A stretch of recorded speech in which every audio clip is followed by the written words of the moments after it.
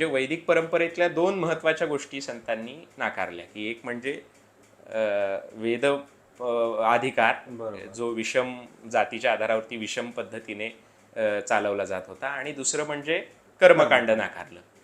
आता संतांनी काय स्वीकारलं मग, तर संतांनी भक्ती मांडलेली आहे, आणि ती प्रेमभक्ती आहे, की ईश्वरावर अकृत्रिम प्रेम करणं ही भक्ती संतांना अभिप्रेत आहे, आणि ती संतांनी केलेली आहे.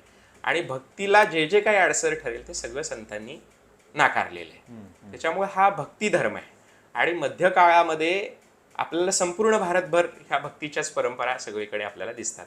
म्हणजे तिकडे तामिळनाडूमध्ये आळवार नयनारांची परंपरा आहे, कर्नाटकात लिंगायतांची आहे, महाराष्ट्रात महानुभाव वारकरे यांची आहे, तिकडे उत्तर भारतामध्ये कबीरांची आहे, रविदासांची आहे, शिखांची आहे. तर हा संपूर्ण मध्यकाळ हा भक्तीचा काळ आहे, प्रेमभक्तीचा काळ आहे. आणि संतांनी हे भक्तीचं तत्वज्ञान सांगितलं, आणि मग भक्तीच्या प्रांतामध्ये या सगळ्या गोष्टीला काही थाराच नाही आहे, त्याच्यामुळे त्यांनी हे सगळं नाकारलेलं आहे. आणि म्हणून तत्वतः वैदिक परंपरा, जी परंपरागत वैदिक परंपरा आहे ती आणि वारकरी परंपरा हे एकमेकांच्या विरुद्ध आहे.